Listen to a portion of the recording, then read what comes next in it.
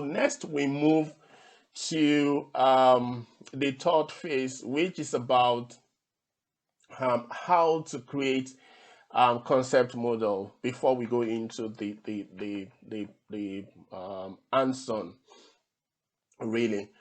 So here I just want to reinforce the second aspect that I spoke about in terms of different components.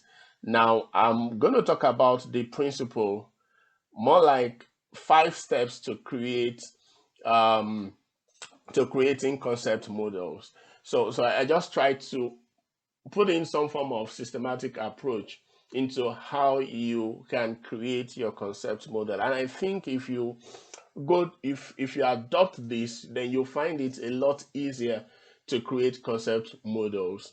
So the first thing is that you need to identify the purpose of the model and the audience. So what is the purpose of the audience of this model? What am I trying to achieve? This thought I want to put forward, I want to visualize. What is the purpose? Why am I doing that? And then what is the audience? Then the second thing is that you want to determine the level of details you would like to project. Because, I mean, models, depending on um, your approach, could really be very complex. At some point, you just might want to have some form of summarized diagram, more like an overview, to just give the idea. At some point, you want to go into details, you want to go granular.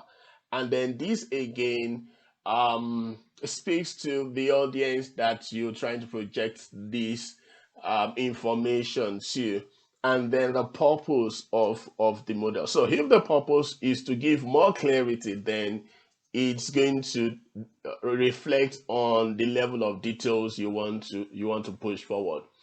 Now the fourth thing is that there is no way you will reasonably put forward all information within a concept model. It's really not possible. So you have to, at some point, summarize your information. So you need to summarize, and this is where people get stuck because they've got so much information to put forward.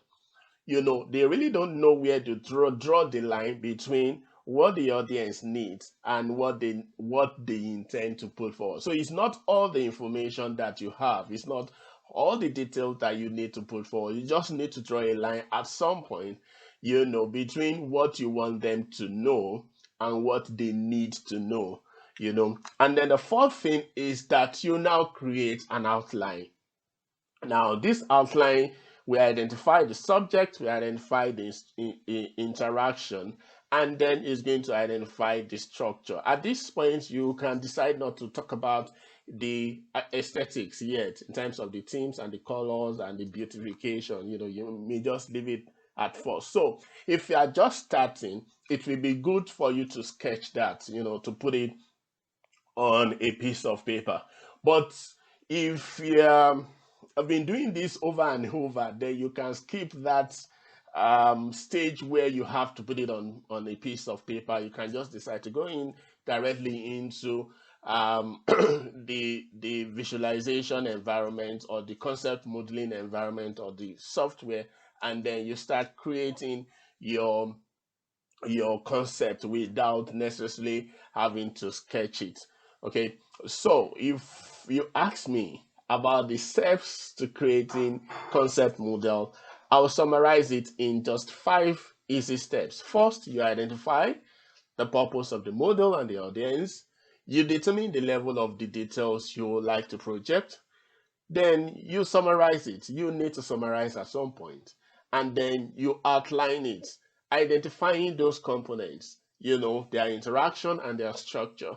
And then the fourth thing is that you draw a sketch. You just put down a sketch, and then from the sketch, you move into creating that concept model. Do we have any question? Does anyone have any question? Can I move forward? Can I continue? Yeah, that's fine, thanks. Okay, thank you so much. So this is an example. So this is a research design, for instance. So this is a test that explains the research, the design of a research. So I'm just trying to demonstrate these 5 steps. Okay, so and then using that 5 step approach. So what we're trying to do is to see how to create a concept model of this research design. So the idea is you read through the test or the concept you want to design. So ideally, this is going to be something in your mind or something that you've written down, and you just want to find a way of projecting it or creating a visual form of that test. So the first is you identify the purpose of the model and the audience. So for me, the purpose is to present the research approach to academic colleagues. So this is not about presenting it to the industry or to superiors or supervisors. You just want to present it to academic colleagues. If you're presenting it to founders, again, the approach might be different. So the step 2 is to determine the level of details. So for me, the level of details, should be sufficient enough to make sense of the research philosophy, the key activities of the research, and the sequence of activities. So this is the level of detail I want to show them. I'm not interested in showing them the details of those activities. I just want to show the sequence of the activities. I want to show the research philosophy. I want to show the thinking behind this research design. And I would like to say that this is just an example. And I want to believe that we'll begin to see how we can apply this to different disciplines and concepts that we would like to create. Now, the third step, like I said, is to now come up with some form of summary. So what I've done is now this entire test that you have here, okay, I've been able to just put them here in form of some form of summary. So everything here is what I've put in here as a summary. So when you look at this, then you can now begin to identify from this summary the subjects. So I can identify pragmatism, DC framework, interview, questionnaire, before and after COVID, these are the SMEs that are involved in that. And then I can identify the interaction, flow of information between the blocks, scope of pragmatism, and then the scope of COVID-19. And then the structure just demonstrate the layout and then the aesthetics. So what I've done is to, following that approach. Now, this is my initial sketch of how those components interact.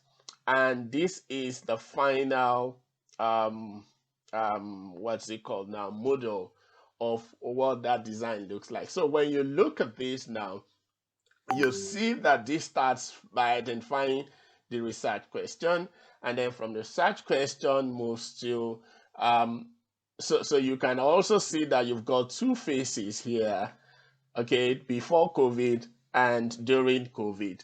Now these activities happen, these boxes happen during, before COVID, and these other activities happen during COVID. And then you see how, I mean, this is just a simple form of concept design. Now, the interesting thing there is that you see that the DC framework only covers those activities, the specific research activities, field work actually.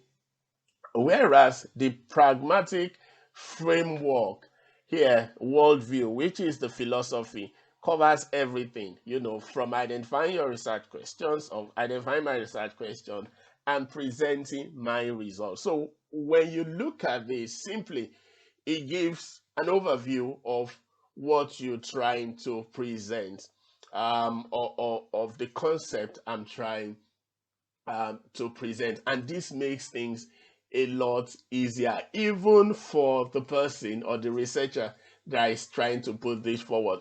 Now, you'll see that each of those components that I identified earlier on, in terms of the subject, in terms of the interaction, in terms of the structure, and the aesthetics, they really play very important role here. So I'll be careful to say that one is important or more important than the other. It's good for us to understand these key components and to be careful how we put them together. Interesting bit of this is that someone else could come up with this same concept, come up with different design that will still bring out the same meaning, perhaps to different audience. Okay, so um practicing this, I would have asked that we go through that 5-step approach, but I think that may not be necessary now.